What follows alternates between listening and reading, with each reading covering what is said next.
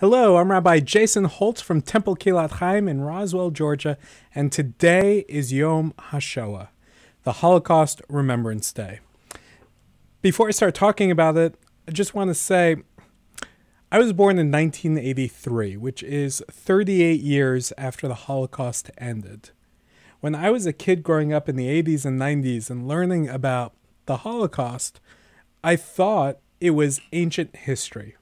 I thought this because the pictures from the era were black and white and kind of fuzzy and grainy, and anytime I listened to a Holocaust survivor, they were so much older than I was. The youngest ones were in their 40s or 50s, and then on up from there.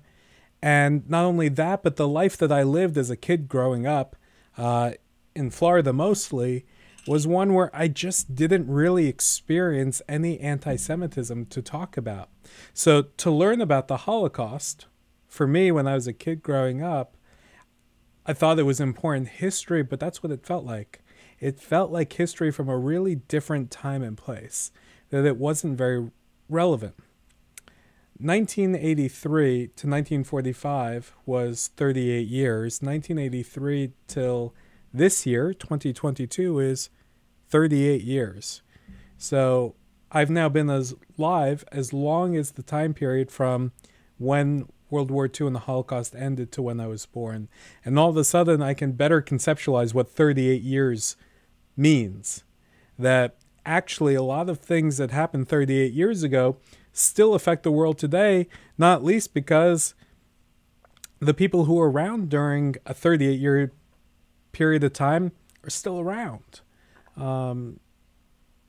As we remember the Holocaust this year, and there are fewer and fewer survivors left to share their testimony, to share their stories, it's really up to the rest of us who learned from them to continue sharing their stories, to continue their memories, and most importantly, to continue talking about the lessons from World War II and the Holocaust, because really today, they're as important as they've ever been.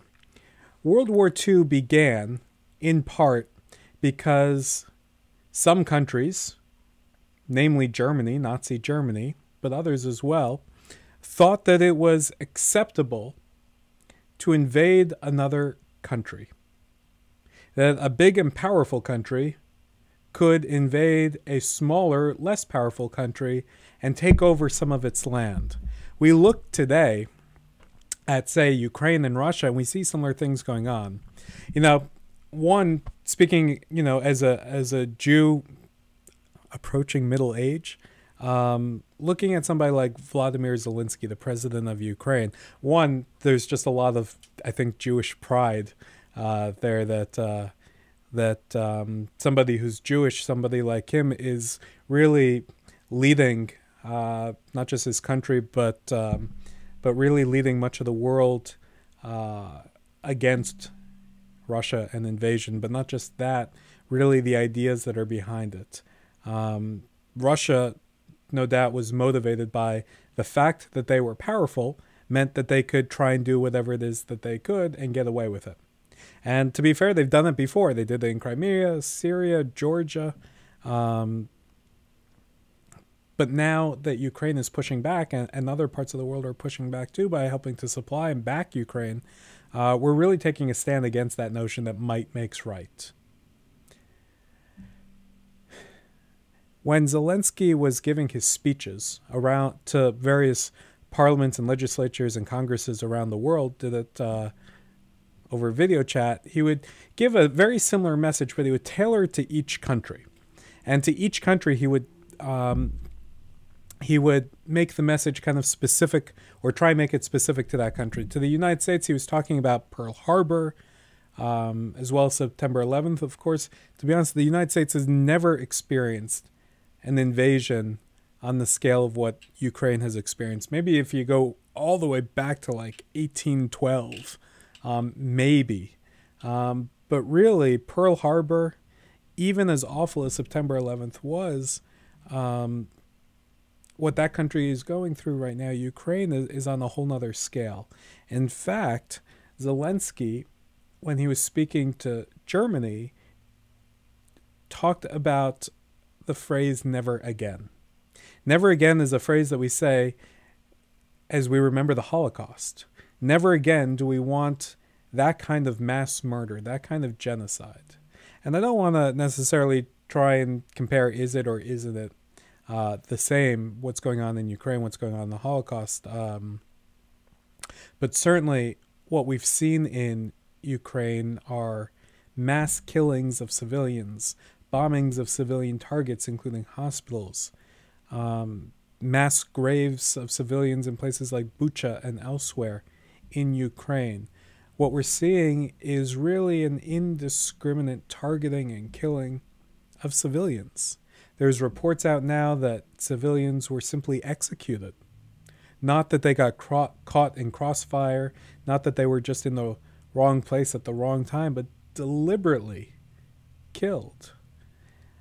As we are now observing Holocaust Remembrance Day, and no doubt we're saying this phrase, never again, Vladimir Zelensky, who's Jewish, who's the descendant of Holocaust survivors, descendants of people who fought against the Nazis, as he reminds us, never again needs to be more than just a ritual phrase that we bring out once a year on Holocaust Remembrance Day or whenever we teach a lesson about the Holocaust. It needs to be something that really is backed up by effort. Because, sadly, Yom HaShoah, Holocaust Remembrance Day, but so many other things throughout history teach us that sometimes when bad things happen, they happen because people are evil. Hitler was evil. Vladimir Putin, I'd put in the same camp. He obviously doesn't care about innocent life. Whatever it else is he does care about, innocent life doesn't seem to be something that worries him. Protecting, safeguarding, not targeting innocent life. This is something we learn in our Jewish tradition going all the way back to the Bible. That for better or worse, there are people out there that just don't care about other people. Not only do they not care about other people, but they actively go out of their way to target them. The lessons of the Holocaust, one of the lessons of the Holocaust is that when people like that rise up, whether it's Putin or Hitler or Pharaoh, neutrality isn't really an option, not if we want to do the right thing. When we learn about the Holocaust, we learn about people who say that the opposite of evil is not love. The opposite of love is not evil, it's indifference.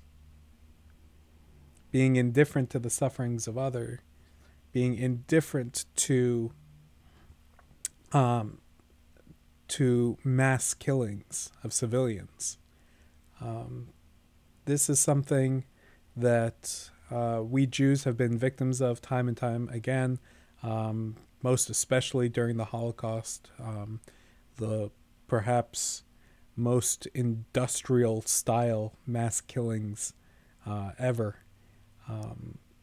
But it's not the only time in history that a dictator has arose and targeted innocent people. And it's certainly not the last.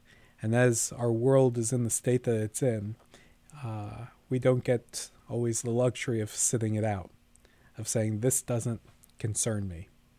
Rather, anywhere that there's an injustice, we ought to try and make an effort to bring justice. Anytime that we can do something to help, we ought to do something to help. On this Yom HaShoah, we do remember those 6 million Jews who died, who perished in the Holocaust. We also look at the world around us and commit to do the best we can to make sure that never again isn't just a slogan, but a reality. We're going to continue now. We've got a special Torah scroll in our congregation. We're going to cut away to that. I've got a special Torah reading for Yom HaShoah. And I'm standing in our sanctuary holding a very special Torah scroll. This Torah scroll was written in the year 1780. It belonged to the Jewish community in Byzance, nowadays in the Czech Republic. That community was largely destroyed in the Holocaust, and now we are the custodians of its Torah scroll, one of the few surviving remnants from that Jewish community. As we remember the Holocaust today and all of its victims, we also are proud to carry on its traditions, particularly its Torah scroll, and to be able to read from it and take some lessons from it. This particular Torah scroll right now has a cover on it that says Zachor, which means remember. And it makes me think of a section in the Torah from the book of Deuteronomy, chapter 25, that says, Zachor et Amalek. Remember Amalek and what Amalek did to you as you left the land of Egypt.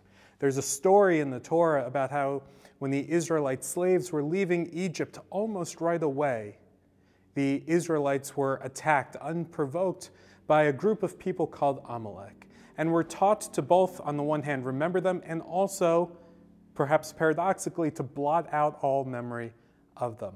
We remember the possibility for evil that people can commit, one person towards another, one group of people towards another. And at the same time, we don't want that to happen again, so we're commanded to blot out all memory of them.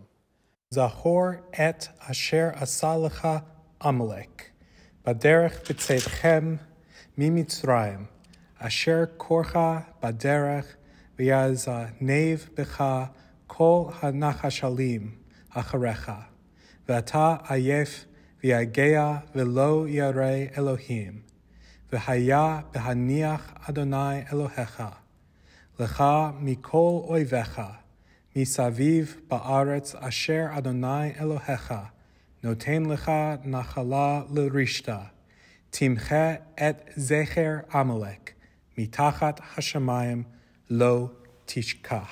Remember what Amalek did to you on your journey after you left Egypt.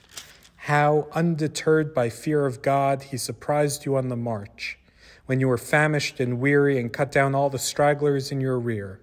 Therefore, when the Eternal your God grants you safety from all your enemies around you, in the land that the Eternal your God is giving you as a hereditary portion, you shall blot out the memory of Amalek from under heaven. Do not forget.